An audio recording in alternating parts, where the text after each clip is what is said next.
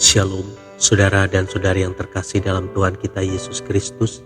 Marilah kita luangkan waktu beberapa menit untuk berkencan dengan Tuhan saat ini, agar dari hari ke hari kita semakin dekat dengan Tuhan, sehingga hidup kita semakin diberkati dan menjadi berkat.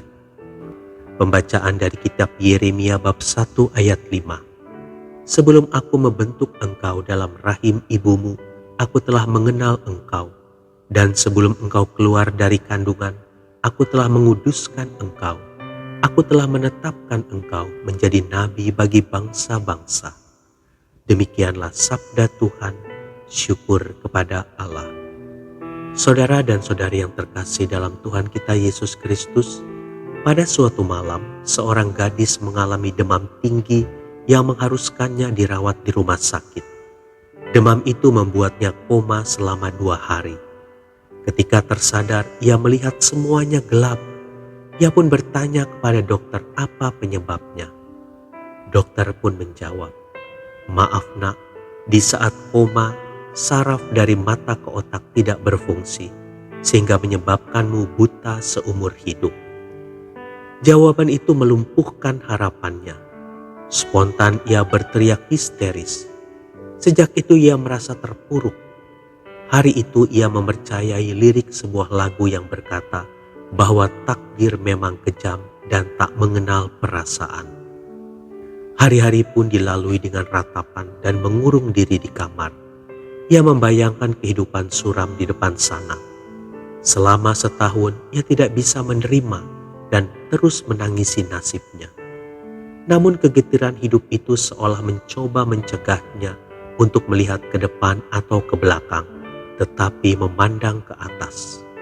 Di tengah keputusasaan itu, ia sering ngotot berdoa supaya mendapat mujizat. Suatu malam di tengah keputusasaan yang sudah diambang batas, hatinya begitu pilu tidak terkata-kata. Dalam posisi tidur dengan bantal yang basah oleh air mata, ia berbicara kepada Tuhan, "Tuhan, mengapa nasibku begini? Mengapa Engkau begitu kejam? Mengapa Tuhan? Jika Engkau tidak mau menyembuhkanku, aku mau mati saat ini. Tolong ambil nyawaku." Tiba-tiba ada yang menggerakkannya untuk berlutut. Dia tak kuasa menolaknya dan lidahnya berkata-kata tetapi bukan dari keinginannya. Ungkapan itu berasal dari lubuk hati terdalam yang tak pernah terasa selama ini. Momen yang begitu indah. Seusai mengucapkan amin, ada suara yang menyebut Yeremia 1 ayat 5. Seketika itu ia menyuruh kakaknya untuk membacanya. Ia heran karena sekali dibacakan, ia langsung bisa menghafal isi ayat itu. Sejak itulah semua keinginan untuk menyuruh Tuhan mencabut nyawanya dan keinginan bunuh diri hilang. Hatinya merasa tenang. Ia sadar bahwa hidupnya tidak berakhir di sini. Kisahnya belum berakhir. Ia memilih untuk melanjutkan hidup dengan keberadaannya, apa adanya, walau dengan keterbatasannya. Ia percaya pasti bahwa ia bisa mengikuti kuliah. Ia bersyukur karena para dosen dan teman-teman bisa menerimanya. Itu cukup membuktikan bahwa kabut kehidupannya bukanlah tempat perhentian, karena ia masih memiliki harapan dan hidup yang indah di depan sana yang Tuhan rancang baginya dan harus diraihnya bersama dengan Tuhan. Saudara dan saudari yang terkasih dalam Tuhan kita Yesus Kristus, setiap orang pasti pernah mengalami kegagalan yang seolah meruntuhkan harapannya.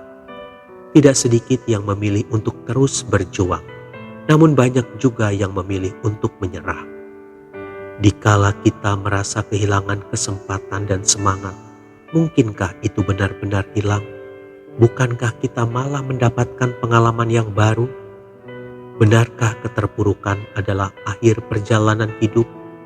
Tidak, Tuhan mampu bekerja secara ajaib, bahkan dari sekian ribu keterpurukan kita, asal kita tetap berharap dan bertindak bersamanya. Tuhan Yesus memberkati. Marilah kita berdoa dalam nama Bapa dan Putra dan Roh Kudus. Amin.